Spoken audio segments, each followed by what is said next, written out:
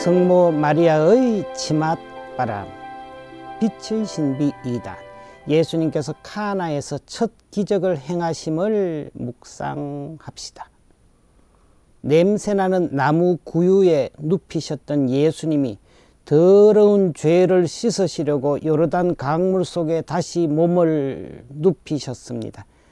세상의 빛으로 오신 예수님이 시커먼 수철 바른 것처럼 어둠의 자식, 죄의 자식이 되어 죄 씻김을 위하여 강물에 들어가셨습니다.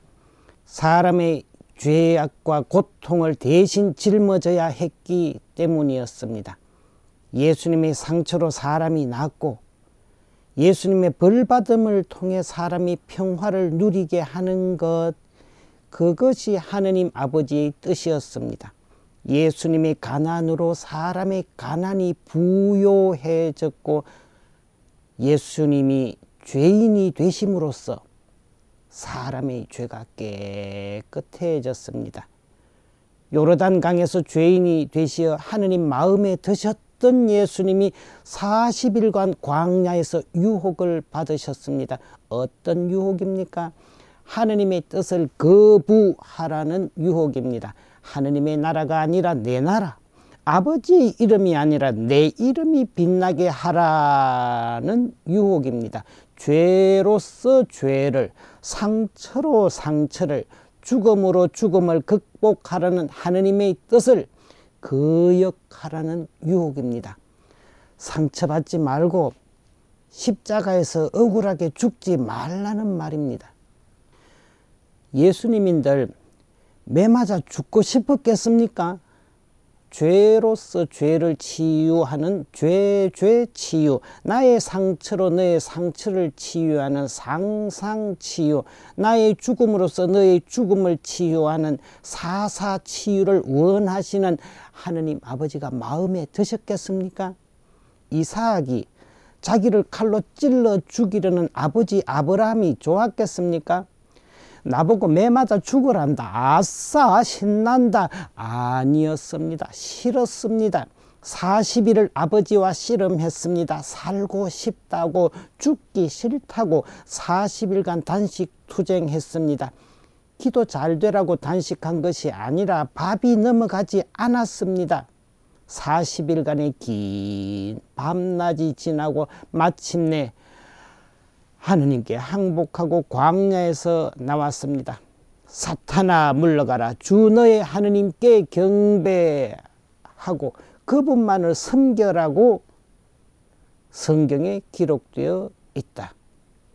하느님의 자녀로 예수님의 제자로 사는 것이 쉽지 않습니다. 하기 싫어도 해야 하는 일이 있고 하고 싶어도 참아야 하는 일이 많습니다. 하느님의 이름에 누를 끼칠까 참아야 하는 일도 많습니다.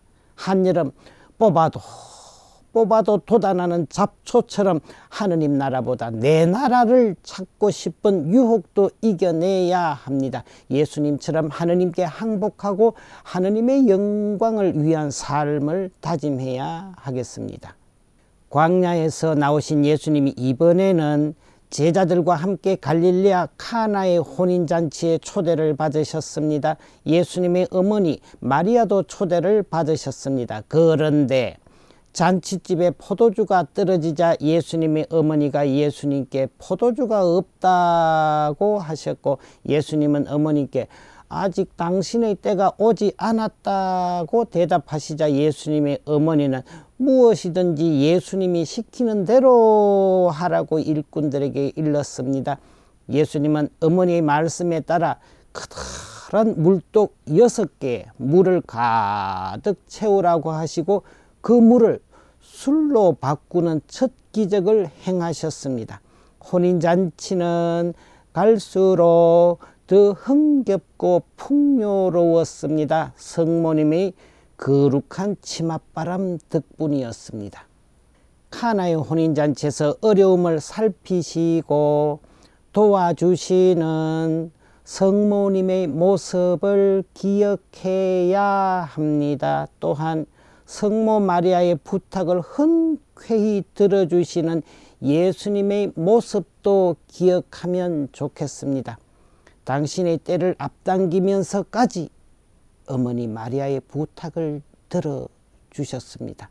우리 가정의 어려움도 가만히 살피시고 아드님 예수께 부탁해 주시기를 성모 마리아께 청하면 좋겠습니다. 청하는 기도를 외면하지 마십시오.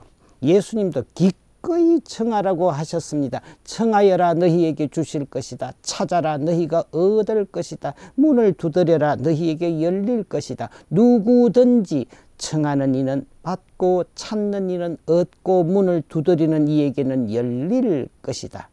청하는 기도는 믿음의 표현입니다.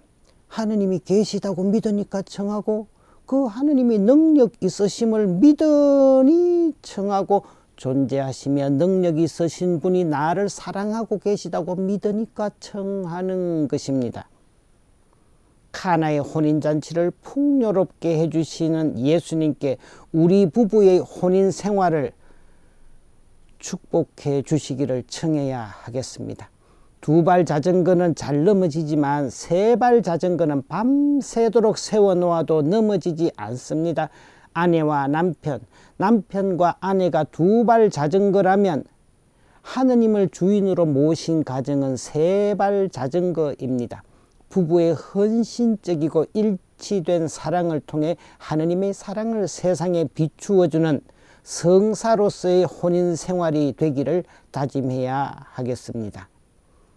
잔치집의 딱한 사정을 해결해 주십사고 예수님께 부탁하는 마리아였지만 마리아 자기의 뜻대로가 아니라 예수님의 뜻대로 따르라고 권고하셨습니다. 마리아의 치맛바람은 딱한 사정을 예수님 앞으로 인도하는 겸손한 치맛바람이었습니다. 마리아께서 예수님의 뜻대로 사셨다면 예수님은 하느님 아버지의 뜻대로 사셨습니다. 뜨거운 불연탄이 되어 차가운 생연탄을 살려야 했습니다. 사람의 죄를 대신 지고 사람의 불순명을 지고 사람의 죽음을 지고 죽어야 했습니다. 죽기까지 하느님의 뜻을 따르셨습니다. 당신의 아들을 죽음에 내어주면서까지 사람을 살리신 하느님의 사랑에 오직 감사와 찬미를 드릴 뿐입니다.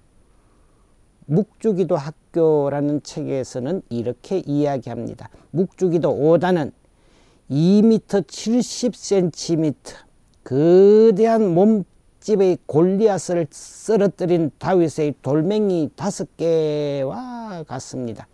묵주알을 엮는 줄은 다윗의 무림매의 끈이 됩니다. 참고로 무림매를 사용해서 던지는 돌의 최고 속도는 240km 정도입니다. 박찬호 투수가 던지는 공보다 훨씬 빠릅니다. 그것도 가까운 거리에서 던지면 보고도 피하지 못하는 강력한 무기입니다. 우리의 기도를 방해하고 내가 그리스도인으로 살아가는 데 있어서 얼마나 많은 골리앗들이 내 앞을 막고 위협하고 있습니까? 그러나 두려워할 필요가 없습니다. 내가 쥐고 있는 묵주가 바로 다윗의 돌멩이입니다. 세상의 골리앗을 쓰러뜨린 가장 강력한 도구요 무기가 바로 묵주입니다. 묵주를 손에 쥐고 예수님의 혼인잔치 기적을 묵상하며 우리 부부와 가정의 평화를 지켜내야 하겠습니다. 아멘.